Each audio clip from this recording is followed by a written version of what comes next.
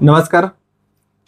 आता जवळपास रजिस्ट्रेशन सर्वांचे झालेलेच आहेत आणि रजिस्ट्रेशनची प्रोसेस पण 16 तारखेला संपणार आहे. इथून पुढे मे बी 1 किंवा 2 दिवस रजिस्ट्रेशन वाढू शकतात, परंतु चान्सेस मला तरी बऱ्यापैकी कमी वाटतात आहे.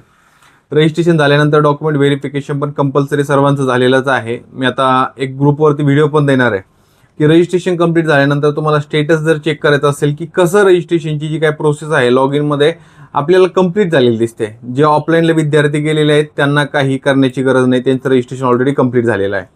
ज्या विद्यार्थ्यांनी ई व्हेरिफिकेशन केलेलं आहे म्हणजे ऑनलाईन पद्धतीने डॉक्युमेंट व्हेरिफिकेशन केलेलं आहे तर त्यांच्यासाठी ही गोष्ट आहे. फक्त ज्यांचं ऑफलाईन झालेलं आहे त्यांनी लॉग इन किंवा ई व्हेरिफिकेशन चेक करण्याची गरज नाही आहे.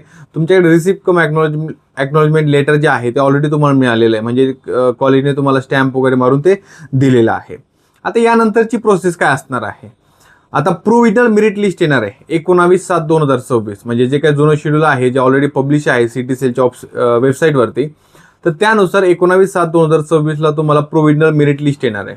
तर ही प्रोव्हिजनल मेरिट लिस्ट काय सांगते की तुमचा आता रँक किती आलेला आहे आणि या रँकवरूनच आपल्याला फायनलाइज करतं की मला कोणतं कॉलेज मिळू शकतं. ज्यावेळेस आपण कट ऑफची PDF बघतो तर त्यावेळेस एक प्रमाणात आपल्याला रँक दिलेली असते, पर्सेंटाईलच्या वरती एक रँक दिलेली असते, तर ती असते क्लोजिंग रँक. जर त्याच्या आसपास जर आपली रँक आलेली असेल तर आपल्याला कॉलेज ते मिळू शकतं असं तुम्ही समजायचं. मग आता ही प्रोव्हिजनल मेरिट लिस्टसाठी काय करायचं आहे तर याची लिंक वगैरे मी 19/7ला ज्यावेळेस ती पब्लिश होईल त्यावेळेस मी ग्रुपवरती ते तुम्हाला पाठवून देईल. आत्ता तुम्हाला कोणतीही प्रोसेस यानंतर करायची नाही आहे. त्यानंतर ग्रीव्हन्स पिरियड असतो 20 तारखेपासून तर 22 तारखेपर्यंत याचं शेड्यूल दिलेलं आहे. ग्रीव्हन्स पिरियडमध्ये आता ज्या विद्यार्थ्यांनी रिसिप्ट अपलोड केलेली आहे किंवा एखादा विद्यार्थी आहे आता त्याला रजिस्ट्रेशन चेंज करायचं आहे किंवा एखाद्या कॅटेगरीचा विद्यार्थ्याला रजिस्ट्रेशनमधून चेंज करून त्याची कॅटेगरी चेंज करायची आहे किंवा जी दुरुस्ती झालेली आहे, चूक झालेली आहे ती दुरुस्ती करण्यासाठी ग्रीव्हन्स पिरियड असतो, तो आहे 20 तारखेपासून तर 22. जवळपास 99% मुलांची कोणतीही चूक नाही आहे, एखादा अर्धा मुलगा असेल तर तो त्या ठिकाणी चेंज करू शकतोय. ग्रीव्हन्स पिरियड कंप्लीट झाल्यानंतर 24/7/2026ला तुम्हाला फायनल मेरिट लिस्ट येणार आहे. या फायनल मेरिट लिस्टमध्ये तुम्हाला तुमची परत जी प्रोव्हिजनल रँक होते त्यामध्ये थोडेसे चेंजेस होऊन तुम्हाला तुमची फायनल मेरिट रँक येतो. या फायनल मेरिट रँकवरतीच तुमची इथून पुढची ॲडमिशन प्रोसेस असणार आहे. आता रँक आल्यानंतर पण तुम्हाला general state merit number check करायचा असतो. जे विद्यार्थ्यांनी CT थ्रू रजिस्ट्रेशन केलेलं आहे, ज्यांनी ऑल इंडिया कोटातून रजिस्ट्रेशन केलं आहे तर त्यांना ऑल इंडिया कोटाची रँक बघावं लागते. आता बऱ्याचशा विद्यार्थ्यांना एक प्रश्न असेल की सर JEEचं पण रजिस्ट्रेशन केलं म्हणजे JEEचे मार्क्स पण आम्ही इन्क्लूड केलेत आणि CTचे मार्क्स पण इन्क्लूड केलेत, तर ॲडमिशन प्रोसेस बेसिकली कशी होणार आहे. तर काही कॉलेजेसमध्ये म्हणजे जवळपास 90% कॉलेजेसमध्ये 15% कोटा हा JEE मेन्स थ्रू असतो, 85% कोटा हा CT थ्रू भरला जातो. तर 15% अंतर्गत जर आपला कट ऑफ JEE मेन्समध्ये येत असेल, आता ज्यांना फारच कमी मार्क्स आहेत त्यांनी नाही भरले तरी चालतंय, पण ज्यांना ठीकठाक मार्क आहेत JEEमध्ये पण JEE मेन्समध्ये, तर त्यांनी या विद्यार्थ्यांनी जर फॉर्म भरलेला असेल तर 15% कोटासाठी तुम्ही अप्लाय होऊ शकताय. जर CTत चांगले मार्क्स असतील तर 85% कोट्यासाठी तुम्ही अप्लाय होऊ शकताय. तर त्यामुळे तुम्हाला ही जी काय माहिती आहे, आता यानंतरचा महत्त्वाचा प्रश्न असेल की तुमची कॉलेज लिस्ट. आता कॉलेज लिस्टसाठी आपण तुम्हाला जे शेवगावमधील विद्यार्थी असतील, जे पुण्यातले विद्यार्थी असतील त्यांनी ऑफलाईन आलं तरी चालतंय. जे बाहेरगावचे विद्यार्थी आहेत जे ऑनलाईन काउन्सिलिंगसाठी आहेत तर त्या विद्यार्थ्यांना मी काही गाईडलाईन्स देणार आहे, त्या ग्रुपवरती मी शेअर करेल की त्यांनी काय करायचं आहे. ऑनलाईन पद्धतीने तुम्हाला तुमच्या व्हॉट्सअपमध्ये कॉलेजची लिस्ट जी आहे ती मिळून जाणार आहे. त्याच्यातून पण आता पॅकेज वाईज काही विद्यार्थी व्हेरी झालेले आहेत. जे विद्यार्थी कंप्लीट ॲडमिशन प्रोसेससाठी आहेत तर त्यांची चॉईस फिलिंग आमच्याकडे, ज्यांनी बेसिक पॅकेज घेतलेलं आहे ते बाहेर चॉईस फिलिंग करणार आहेत. परंतु असं रजिस्ट्रेशन करताना मला बऱ्याचशा गोष्टी आढळून आल्या.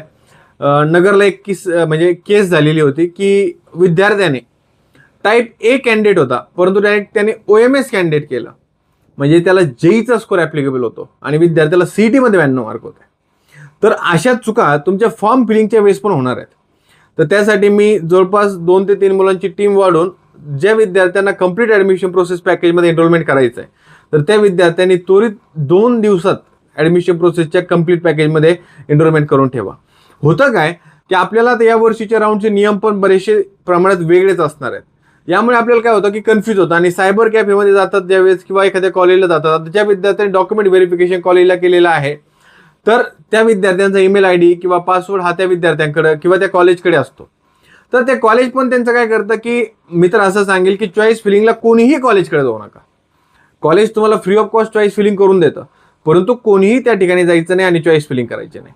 तुम्ही सायबर कॅफेमध्ये जर तुम्हाला जवळ असेल किंवा एखादं सेतू कार्यालय असेल की ज्या ठिकाणी फॉर्म फिलिंग होते आणि त्याला अनुभव आहे की त्याच ठिकाणी तुम्ही जाण्याचा प्रयत्न करा.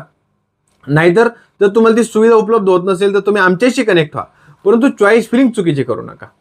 पहिले 6 प्रेफरन्स, त्याच्यानंतर मी तुम्हाला सांगणारच आहे की ऑप्शन फॉर्म फिलिंग करताना तुम्हाला कोणती काळजी घ्यायची आहे. तर त्यानुसार आपण यानंतरची प्रोसेससाठी जाऊयात. तर आता तुम्हाला कोणतीही गोष्ट करायची नाहीये जवळपास 25 तारखेपर्यंत. तुम्हाला काहीही करायचं नाहीये. त्यानंतर ज्यावेळेस राऊंडची चॉईस फिलिंग होणार आहे वगैरे त्यानंतरची माहिती मी तुम्हाला ग्रुपवरती देणार आहे. बऱ्याचशा मुलांचा आता मला प्रश्न येतो की सर आता पुढची प्रक्रिया काय. तर आतापर्यंत पुढचं शेड्यूल सीईटी सेलकडून अपडेट नाहीये. तुम्हाला 25 तारखेपर्यंत कोणतीही प्रोसेस करायची नाहीये. 25 तारखेला तुमची कदाचित फायनल मेरिट लिस्ट म्हणजे तुमची रँक येऊ शकते, त्यानंतरच तुमची ऍडमिशन प्रोसेस सुरू होते. आता तुम्हाला काही करायचं नाही. यानंतर राऊंडमध्ये कोणते नियम आहेत याच्यासाठी पण मी सेपरेट व्हिडिओ तुम्हाला देणारच आहे. कोणती काळजी आपण घेतली पाहिजे.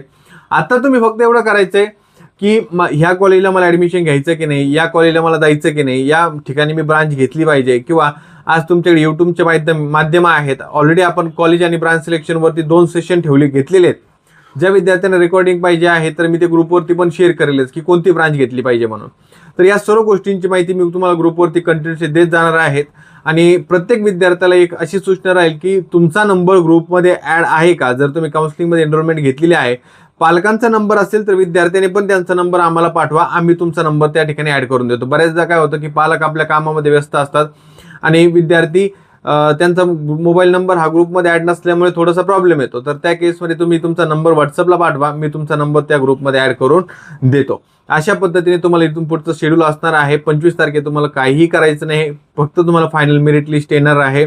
त्यानंतरची पुढची प्रोसेसची मी तुम्हाला ग्रुपवरती अपडेट नक्की देतो. थँक्यू.